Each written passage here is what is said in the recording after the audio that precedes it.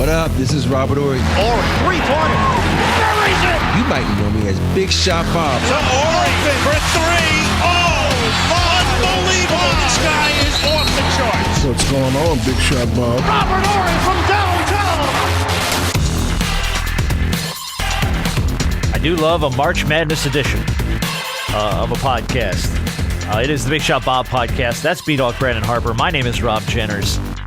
That is seven-time NBA champion, fresh off of Las Vegas, on his way to China. Robert Horry.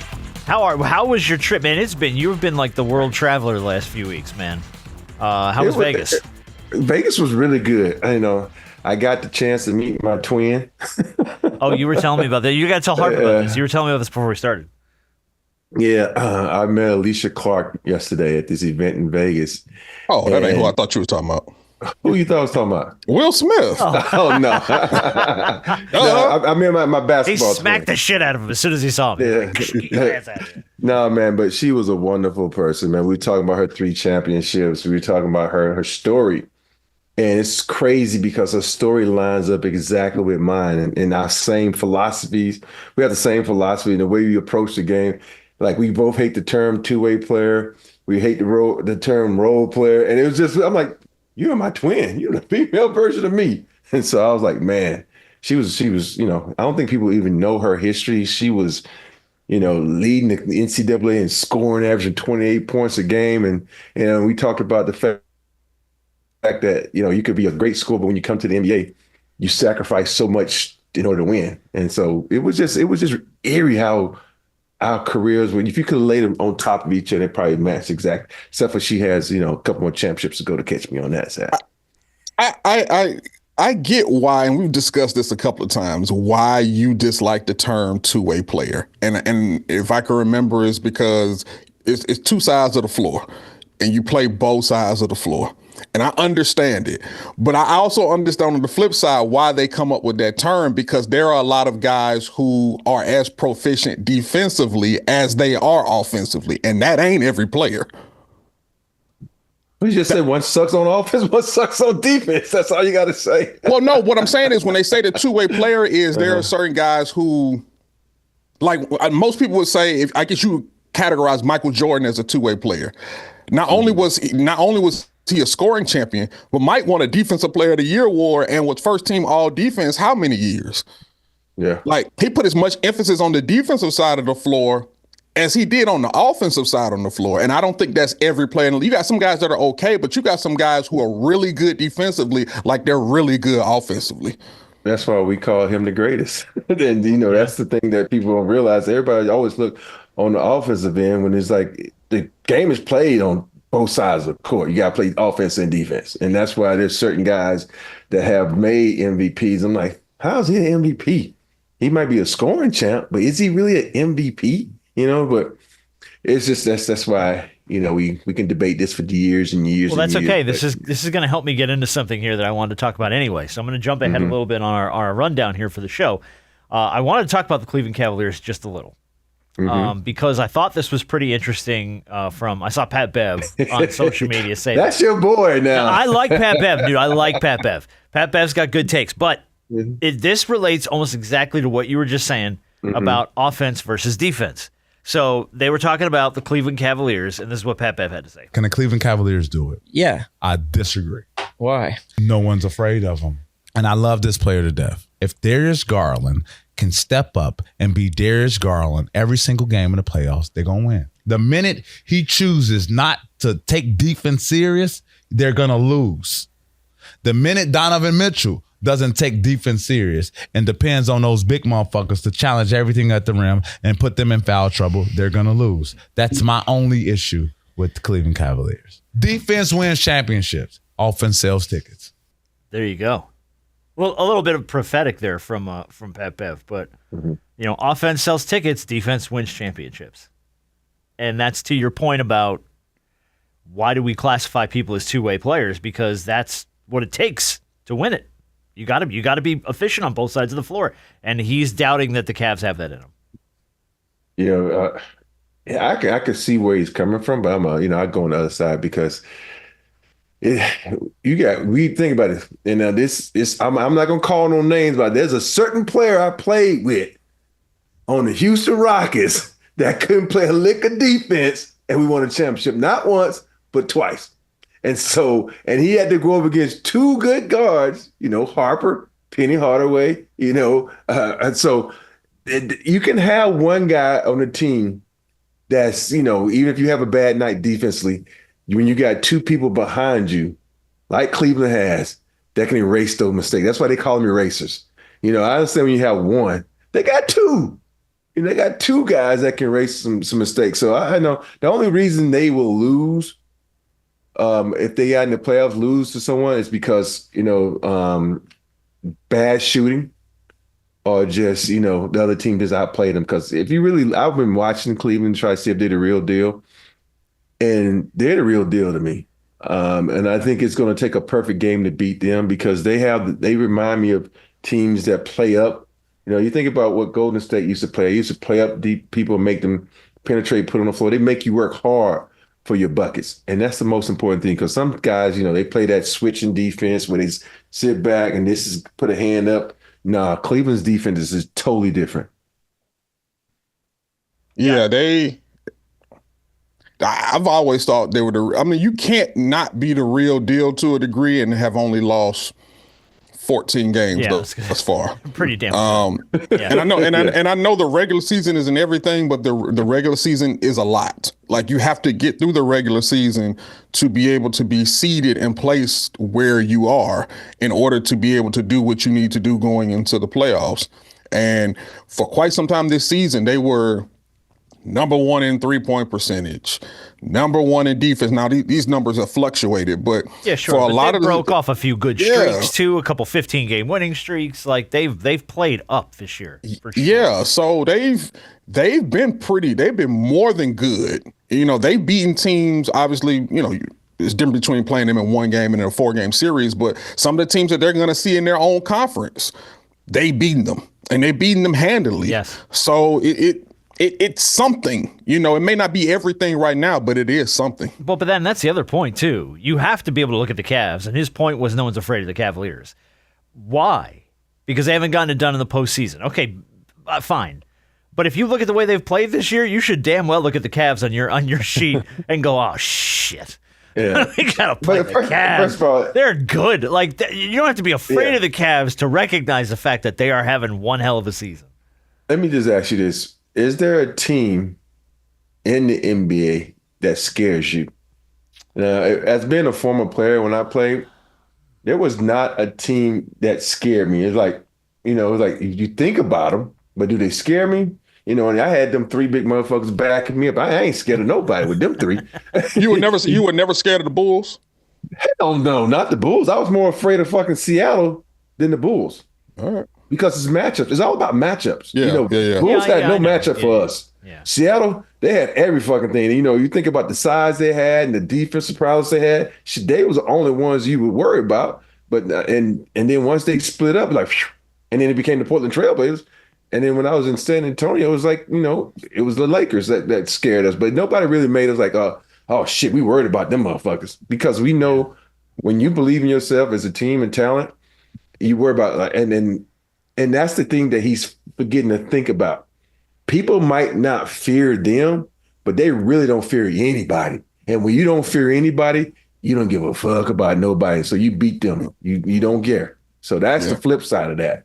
Mm-hmm. Yeah, you saw your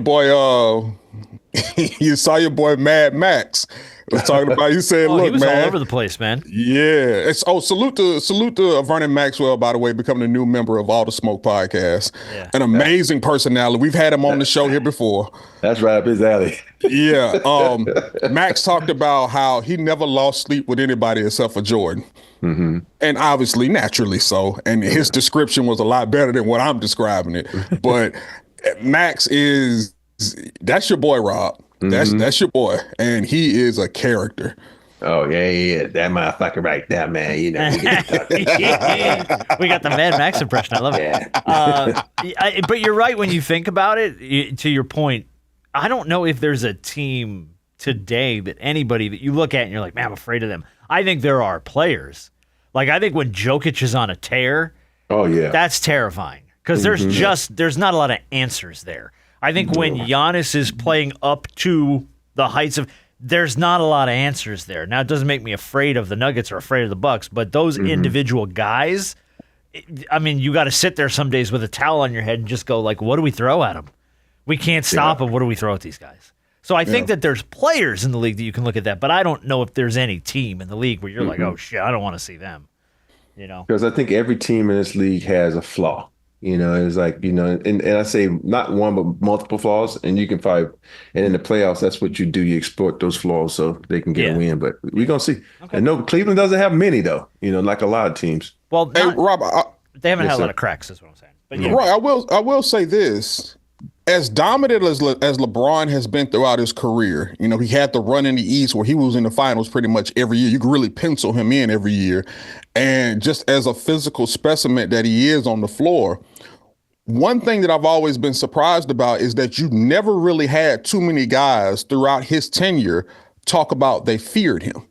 Matter of fact, we've had guys talk about how, you know, comparing him to Kobe and comparing him to Mike, they feared Kobe and Mike more than they feared LeBron. And that's one thing that I've always been surprised about throughout his career. As dominant as he's been throughout the East and throughout his career, you've had fewer guys talk about them, quote unquote, fearing him than they feared other superstar players. That's weird.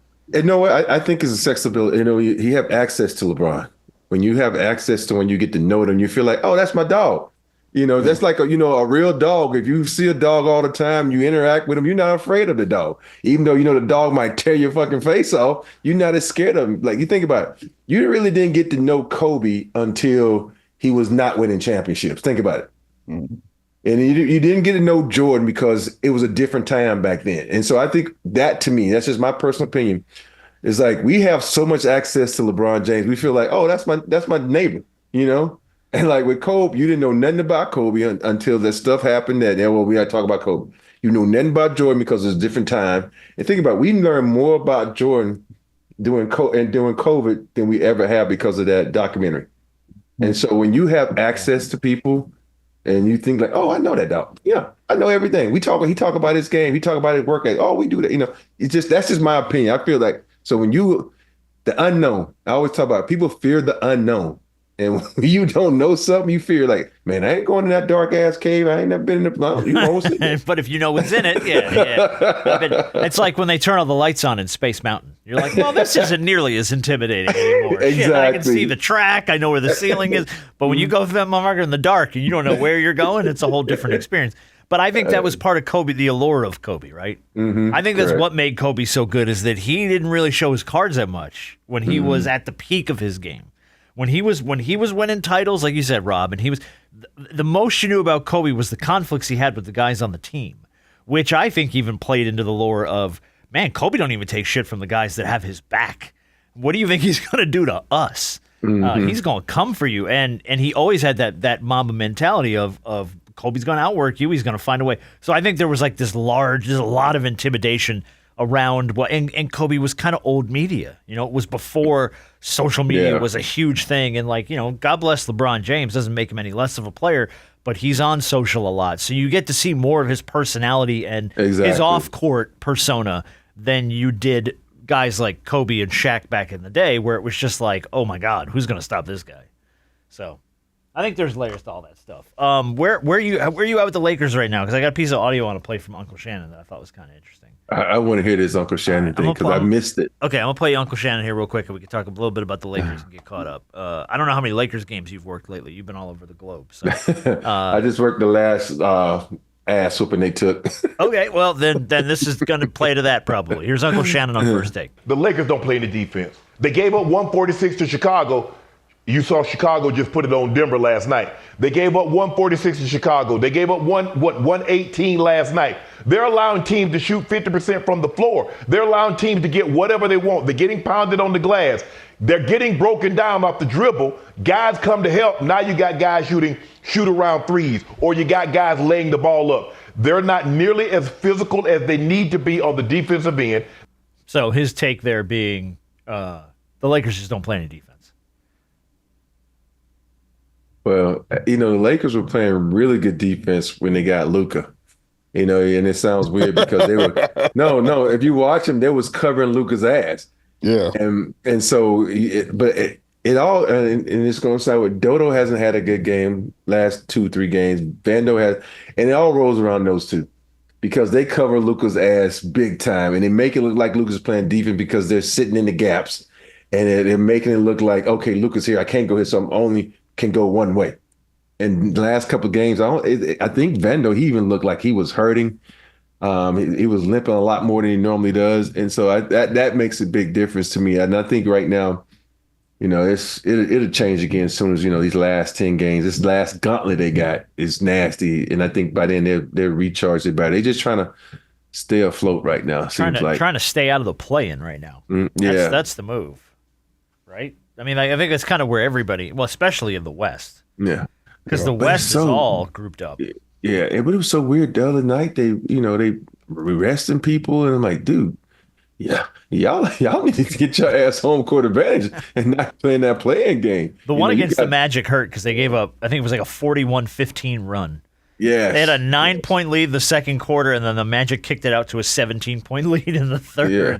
So the swing in that game just kills you. Yeah, they scored 18 points in that third quarter. Now, we was like, what the fuck? What are you doing?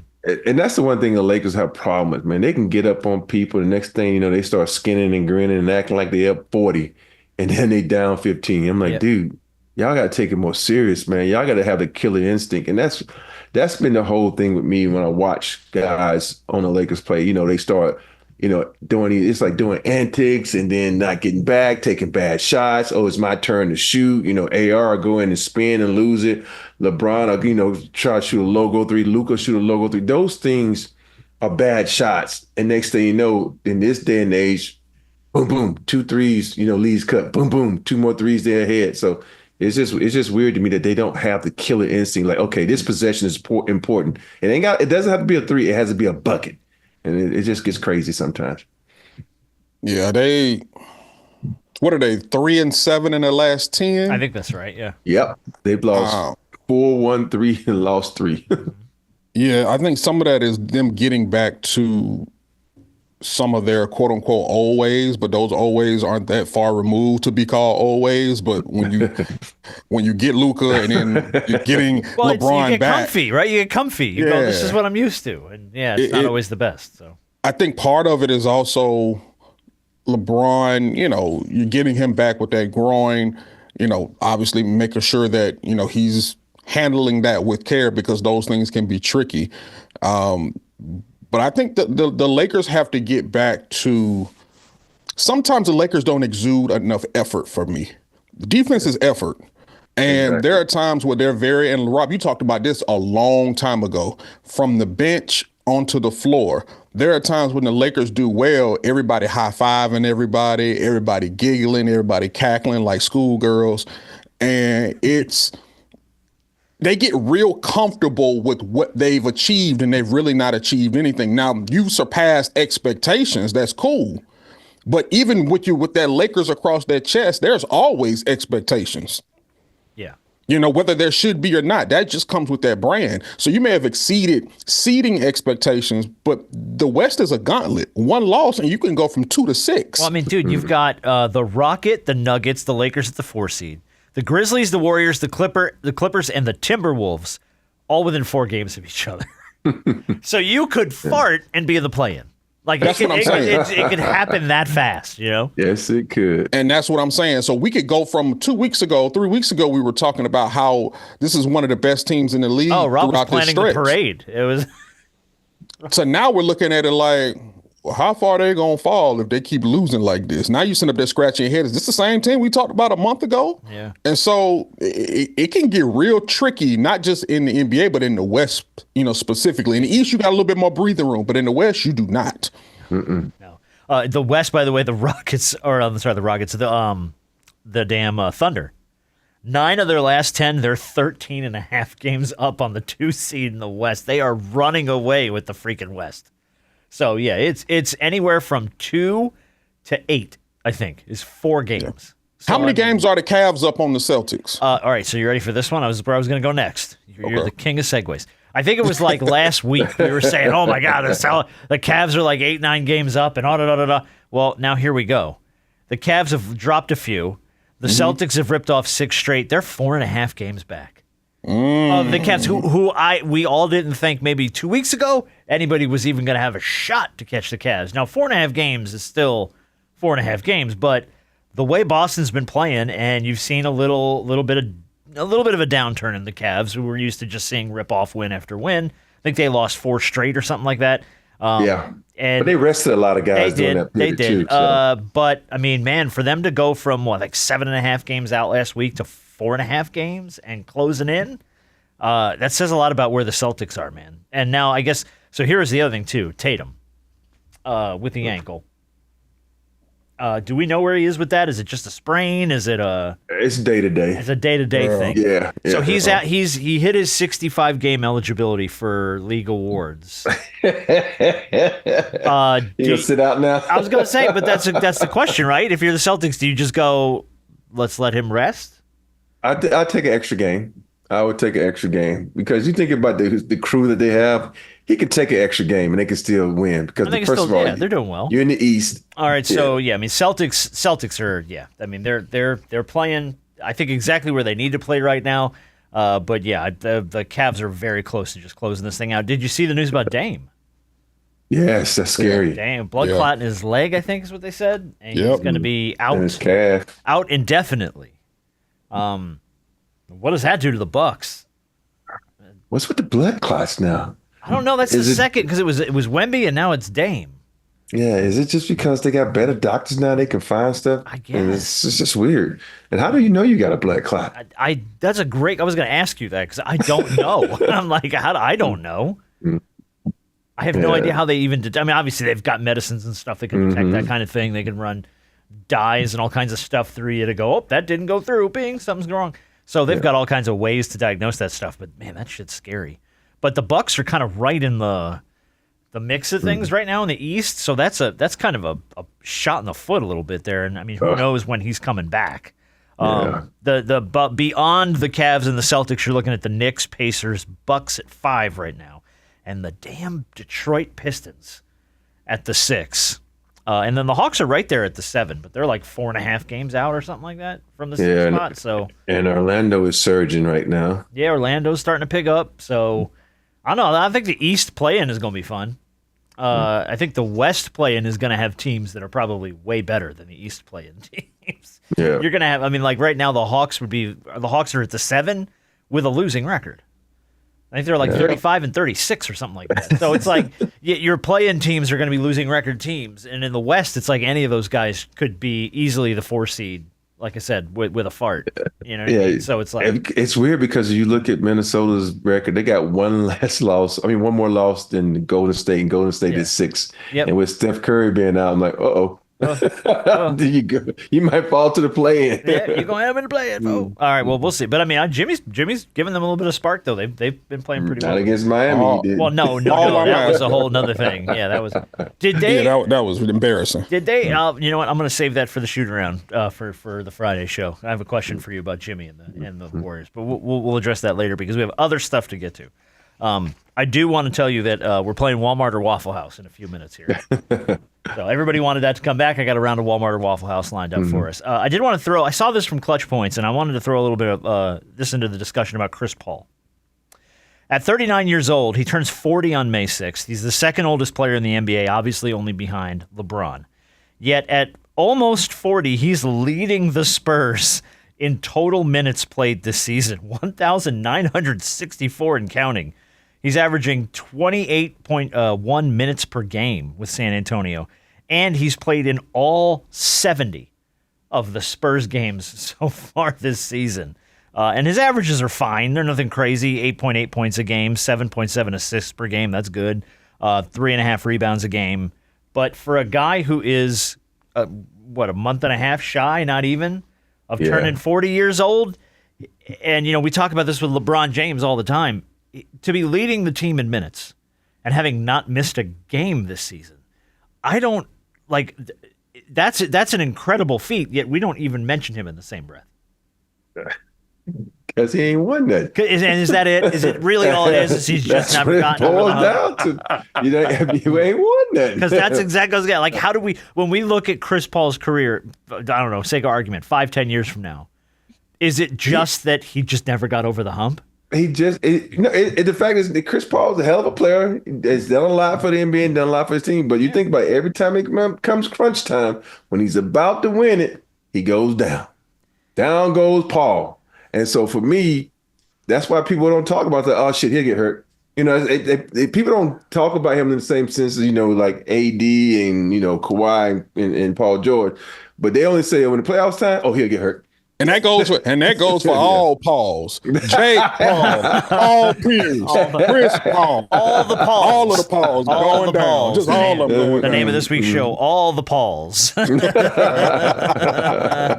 like that. But I just wanted to throw him a little bit of credit, though, because that's that's awesome, though. For almost 40 to be leading the Spurs in minutes played and having not missed a game deserves some respect.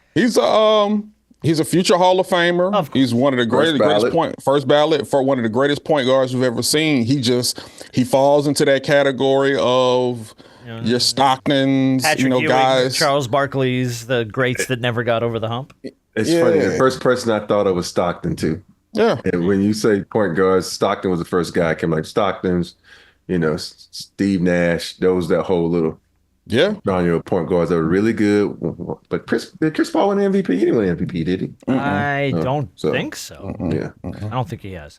We're going to get into some college basketball here because it is March Madness, but just a heartbreaker for Juju Watkins, man. Yeah. Tore the ACL against Mississippi State against I don't know if it was how much contact there even was on that play, but she just kind of like ran up into the lane sideways and. Oh, there was contact. Was it? It didn't. Yeah. It didn't look though like over the top egregious contact. It looked like she just kind of ran into somebody and it just didn't. It's a bang bang type of play. Yeah, it's just what it is. But I mean, she's obviously her season's done. She could miss as much as all of next season, and I mean she's accounted for 30% of USC's total points so far this year.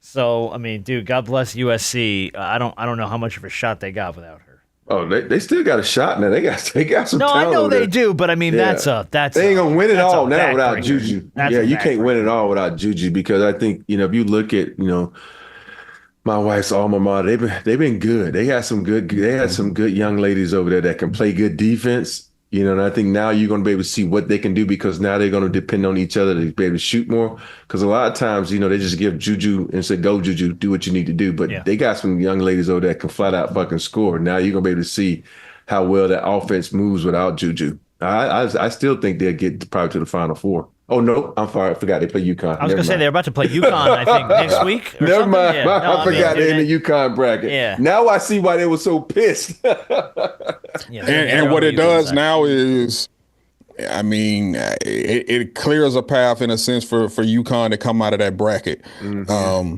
And so I hate that though, man. I hate that because she's so damn good. And she'll be so back. So much fun. She will be, of course, but. Yeah, dude, so now comes back better. Yeah, and I think now what it lends to, because I'm pretty sure she'll probably miss all of next season, or at least most of it. More than likely all. And then she'll have to end up doing. She'll probably end up doing the full 4 years, of college versus just coming out in the 3 years.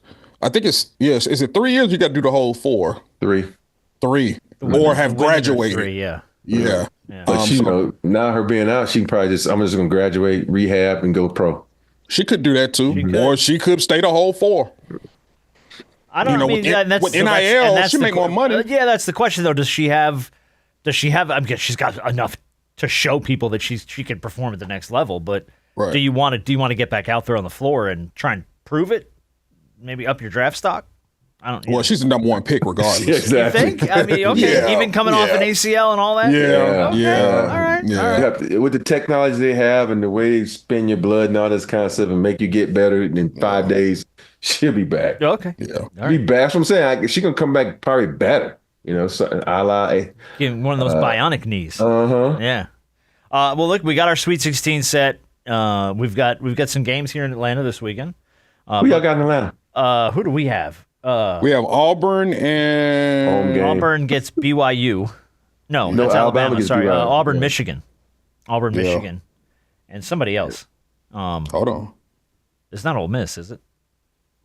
I'm not sure. No, I got a bracket here. We got Auburn, Michigan, and Ole Miss, Michigan State. So we do have Ole Miss. Okay, yeah. Yeah. So we got both Michigan teams here. But you got seven. That's weird. You got 7 SEC teams in the Sweet 16. I think that's the most ever from one conference to get to the Sweet 16, which is pretty cool. Auburn is the number 1 seed. Obviously, they get number 5 Michigan here. Ole Miss, we just talked about, they're number 6. They get number 2 Michigan State. Alabama hangs in, man. Alabama makes it through number 2, and they get number 6 BYU. Number 3 Kentucky, number 2 Tennessee face off. We get number 10 Arkansas, number 3 Texas Tech, and then number 1 Florida gets Maryland. Number 4 Maryland. Who do you like out of this Sweet 16? Because I know you've been calling games, watching games, paying attention probably more so this year than maybe any year before. So true. What are you seeing? I like Florida. I really like Florida's tenacity on defense. They play really well. They run a good offense. And I like Tennessee. And because Tennessee is one of the few teams that runs a different type of offense. And because if you watch everybody, it's 3 weave out, weave. Oh, we don't get anything? Okay, let's go one-on-one. And I like guys who have outplays outside of that. And that's what Tennessee is able to hit you with. So those are my 2 picks. And I got Florida winning it all. Okay. So I have multiple brackets. I have the same 2 teams in the title game, but in each bracket I have each one of them win. So I have Florida Duke in the title game. Okay. And so it with my head I'm gonna say Florida. With my heart I'm gonna say Duke. Why the hell is Duke in your heart? I like to see. So Duke is one of the teams that a lot of people like to hate, and I hate North Carolina because I do like Duke, and I like to see. I think college basketball is at its best when Duke is at the top. I don't. You don't? No. Why not? College basketball is at its best when you don't have a fucking clue who's going to win it. No. College basketball is at its best when the best are the best are doing what they're supposed to be doing. Listen to me. Stop. You're both right. College basketball is at its best when Duke is at its best and then loses early so everyone can shit on them and we can watch a Cinderella get to the game. That's when college basketball is at its best. We are never more united as a country than when Duke loses early in the tournament, okay? It never unites people more. There's nothing. It's a country full of haters, boy. But you know what? It goes, I think about this all the time. The reason people hate Duke, it ain't because they win. It's because of guys like Danny Ferry and Christian Laettner, how dirty they were and how people just loved them. And so that's why that people hate on Duke. Them 2 guys talk right to me there. about Laettner, because I remember I've heard stories about how dirty a player he was, but I mean, literally, I remember watching those Duke teams and never seeing it, but I was also young. Yeah. So it's things that you can do on the court. Irritate other players. The most one that people always see is when he stumped in the guy's chest. He did the Draymond before Draymond. But it was like I never had a chance to play against him in college. And so I don't know personally what I can talk about, but I just see it. As players, you can see what all the little dirty shit players do. I can go down a list of players that like, hey, oh, this is the dirty shit he does. This is the dirty shit he does. And people won't pick up on it. But as a player, you're like, oh, I'm going to fuck him up. Because you're not supposed to be doing that. So, all right. Yeah. Speaking of, you want to talk about Danny Hurley here for half a second? After UConn lost to Florida, he was hot. Obviously, Danny's got a little bit notorious for his outbursts. We get him coming down the tunnel, and I guess Baylor's in the tunnel, and he starts shouting at the Baylor players, "Don't let them F you like they F'd us." I hope they don't fuck you like they fucked up.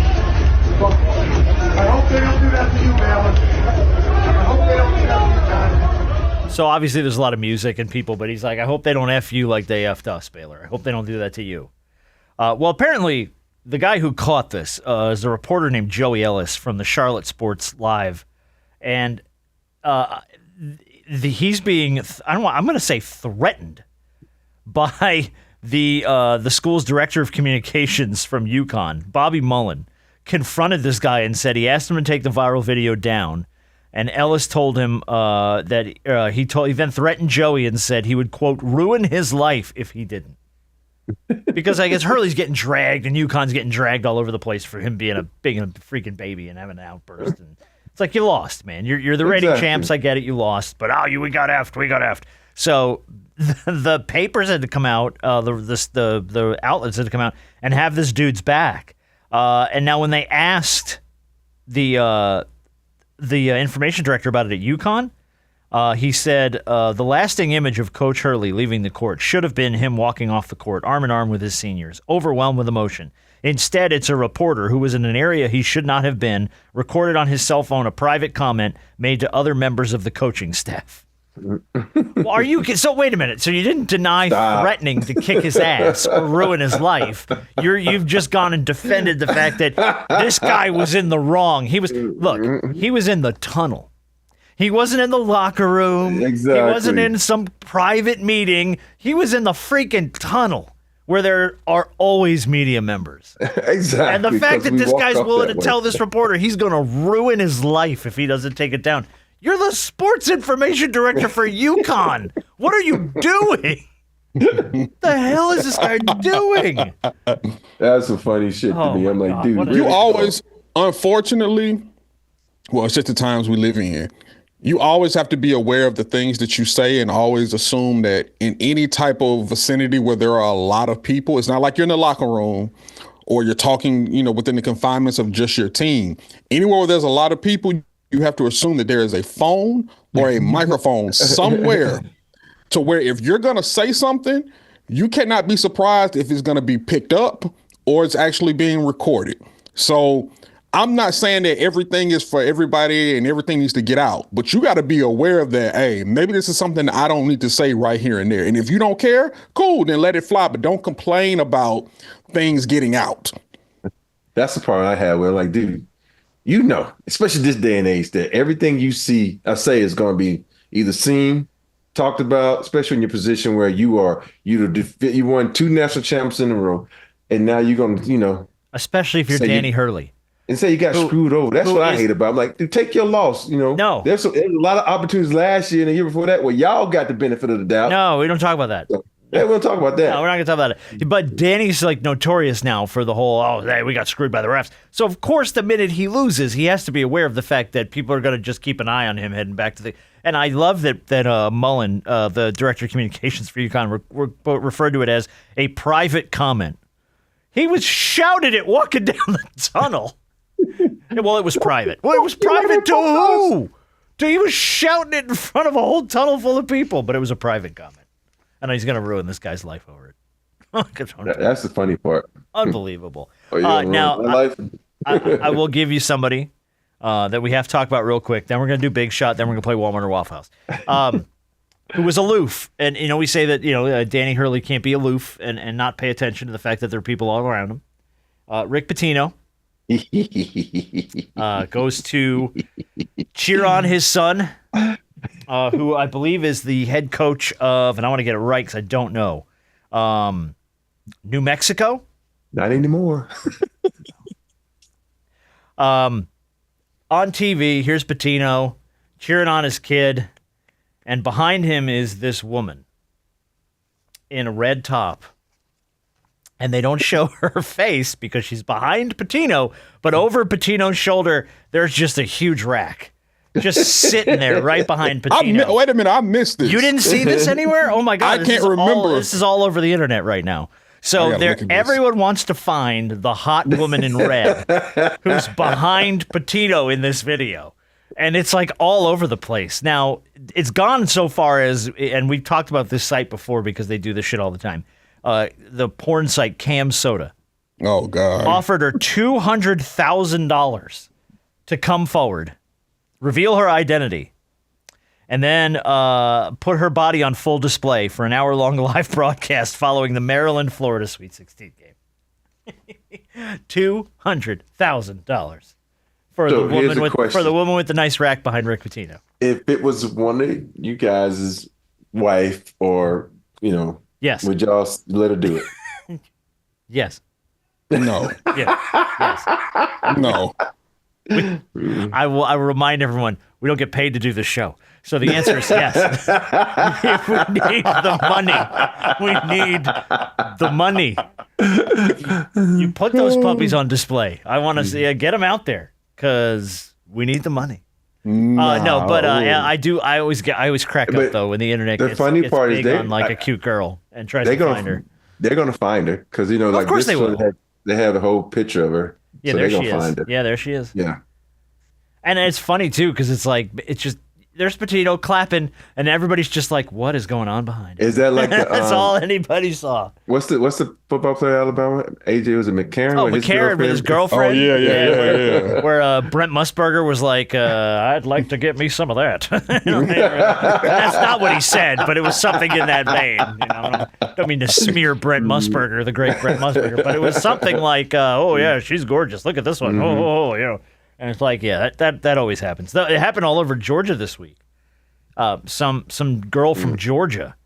Oh yeah. Got arrested for I think it was like for trespassing or something. I don't know, but parking type of stuff. Yeah, but her mugshot went like viral all over the place around here because she's like gorgeous.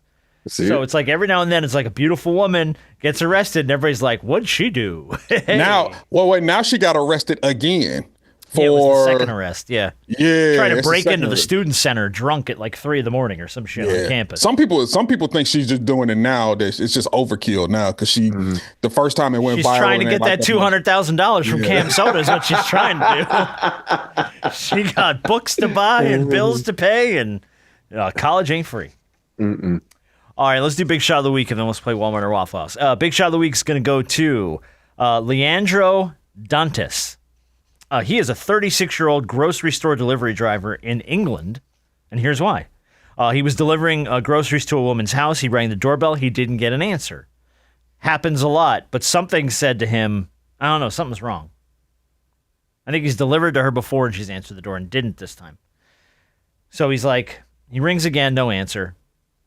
And something was telling him, just double check to make sure everything's cool. He goes around the side of the house. He kind of pokes his head through a window to make sure everything's okay. And he sees her laying face down on the ground. So he immediately calls emergency services. 911 gets there. They give her CPR. She was suffering from, I guess she had blacked out from diabetes. She's dealing with blood sugar issues. And dude got there in time and didn't think to walk away. Had he walked away, who knows? But checked on her and got paramedics there. And he said, quote, I believe God made me go back. There was something inside of him that's like, people don't answer the door a lot when you deliver stuff. Yeah. And he didn't think twice about it at first, but then something inside of him. And I'm thinking, again, like we talked about this earlier, Rob, sometimes the universe just kind of pokes you a little. And I think the universe just poked this dude and was like, just double check on this lady before you run off. Yeah. And saved her life. Yeah, because for him, he's probably like, I see her every day. So this is my, you have that one person, I don't know, that might have on your route. They'd be like, it just makes your day. You might have better. This person's going to, say, hey, how you doing? Have a conversation with you. So, yeah. But that's how you used to do in the South. I know, like, my grandmother used to talk the mailman to death. He was like, I got to go, Miss Ziola. I got to go. I got to go. That's why the mail's always late. Knew it. All right. Well, speaking of the South, let's do it. This week's edition of Walmart or Waffle House. Very simple game. I give you a batshit crazy story. It's just your job to tell me if it happened at a Walmart or if it happened at a Waffle House. Now, I must remind you for the first story, both Walmart and Waffle House have walk-in refrigerators. But cops were only called to one of these locations after a well-known local homeless man broke in and moved all of his stuff into one of them during a summer heat wave. So, homeless dude moves into the walk-in fridge of a Walmart or a Waffle House. I'm going Waffle House. Okay. Walk-in fridge. It's one piece of that story that's scaring me, but I'll tell you later. Okay. I think I'm gonna go Waffle House. So you both went Waffle House, and you're both completely wrong. It was a Walmart. Because my whole thing is in Walmart, when you said break in, That means you had to break in. Waffle's House is never closed, so you don't have to break in. No, you ain't got to break in, man. You That's just why I kind of was walk like, in the okay, back so door you when could- no one's looking and just like, yeah. Chef's on a smoke break? All right. Okay. So that's why By I the way, wanted to say Walmart. you know the Waffle House is good when you roll up and the chef is outside smoking. You know that this is going to be fire. This is going to be good. All right, story number 2.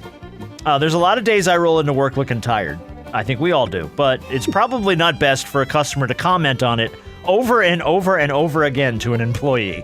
The customer repeatedly told this female employee how tired she looked. You look so tired. Are you okay? You look tired. To the point where the woman just hauled off and punched her in the face. The employee was obviously arrested and fired for punching the woman that would not stop telling her how tired she looked. Man. Walmart or Waffle House? That's Waffle House type Waffle energy House. right there. And you're both 100% correct. Yeah, that's 100% Waffle House behavior. And every Waffle House waitress looks exhausted, by the way. And I'm not taking shots. I'm just saying every time I go to a Waffle, I was like, she needs a nap. All right, story number 3. A male employee and 2 female employees were arrested at this location after a fight broke out between the 3 of them because it turns out the man was sleeping with both women at the same time, and customers could only stand and watch as the whole fight broke out, and it turned into an ugly big thing. They started to fight with each other, and then they turned on the guy and started beating the crap out of him. Cops came, broke it up. No charges were pressed. I imagine they were probably let go from their positions. But did the fight break out between the couple, the throuple, if you will, at a Walmart or a Waffle House? It's so funny. You throw up the dub for this one. I'm like, damn, hold on. They both dubs. Yeah, they both Yeah, I was do. gonna say, what you talking about? Throw up the dub. Yeah. I'm gonna go. Dang, this is a tough one. Going Waffle House. I'm gonna I'm go. It sounds like Waffle House behavior, but I'm gonna go Walmart. But Harp's going Walmart. The point's gonna go to Robert Horry. It was a Waffle House. Yeah. Because you can Trust your sleep with instincts, 2 Harper. women in Walmart. No. One is in the sporting, and one is in produce. But So but I'll tell you keep what, them apart. if 3 people at a Waffle House get into a fight, that's the That's whole all they staff. Ain't nobody working. Ain't nobody like, someone got to bring my eggs. Oh, that's right. All the employees got fired and arrested. My bad. All right, story number 4. Rob's up 3-2. 2 drunk dudes get into a fight over money is a pretty common headline, give or take anywhere. 2 dudes get into a fight over money while they're both dressed like French maids is a headline that could only happen Oh shit! at a Walmart or a Waffle House. Oh, that's so. I'm gonna go Waffle House. I'm going Waffle House too because they was out party at a costume party and was getting ready to eat. And for some reason, this happened at a Walmart. And I don't know why or what got 2 dudes dressed like French maids to a Walmart, but that's where the fight broke out. You owe me money. I'm going to kick your little ass in your little French maid outfit. All right, here we go. Story number 5. Speaking of drunks, you got to love when an employee shows up to work for their shift completely hammered. And then decides to flirt with a male customer so much so that the wife has to reach into her purse and break out the pepper spray. So not only was she drunk to show up to work, she flirted with a male customer until she got pepper sprayed by his wife. Happened at a Walmart or a Waffle House. Waffle House. Waffle House. Everybody goes Waffle House. And everybody's completely right. That was absolutely a Waffle House. That's a good Waffle House. I love that a Waffle House waitress showed up hammered. That's brilliant. I thought they just drank steadily throughout the night. I thought that was the cooks that usually wake up Usually hammered. the cooks are drunk, but that's why they're outside smoking. All right, weird stuff. Story number 6. Weird stuff always seems to happen at the bathroom at any of these locations. But at this location, a man walked in to use the restroom to find a child about 8 years old, sitting on a toilet with his pants down, eating a bag of Snickers with the stall door wide open. No parent to be seen. Walmart. Assumes, okay, so a Walmart or a Waffle House. Kid, by the way, props to this kid to have the confidence at 8 years old to leave the stall door wide open and eat on the toilet. Good for you, kid. Yeah, he's a kid. They don't care. They don't give a shit. Literally. Yeah. I'm gonna go Walmart. All right, what'd you say, Rob? Walmart. You're both gonna get a point. Yeah, that's Walmart behavior right there. Because in Got the at bag of Waffle Snickers, House, I guess, Yeah. right at the Walmart. because you said stall, right? Yeah. Oh yeah, no, there isn't really And a Waffle House stall. down Yeah. there's just a toilet there. Yeah, it's just a grimy bathroom, and you better put your Yeah. foot against that door when you sit down, because someone's gonna come cooking it in a minute. First of all, you don't sit down no damn. Oh yeah, then Waffle what am I talking about? Yeah, you don't want to touch anything. It's like a biohazard. All right, story number 7. Even though we make fun, you can often find a nugget of wisdom in there for the kids at either of these locations, especially like when this 4-year-old asked a female employee about her tattoo. And the female employee turns to the 4-year-old and says, once you get a tattoo, you're going to wind up in jail. And once the police know how to look for that tattoo, you're going to wind up in jail again. So that nugget of wisdom from a female employee passed on to a 4-year-old at a Walmart or a Waffle House? Waffle House. Oh shit, that's Waffle House. I could see this happening at a Walmart too. I really, really, really could. I'm gonna go Walmart. You're going Walmart. Rob's going Waffle House. Scattered, smothered, and in the pokey. That's a Waffle House story. 100%.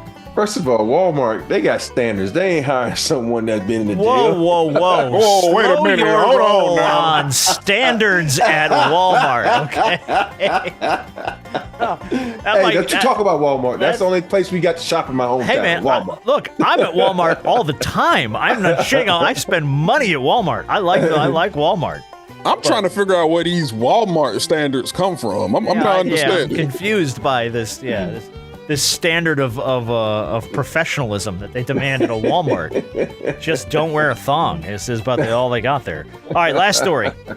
Good gestures don't get enough recognition in this game. Like, for instance, the kind man who on the coldest night of the year spent the evening offering female employees to pee on them to keep them warm.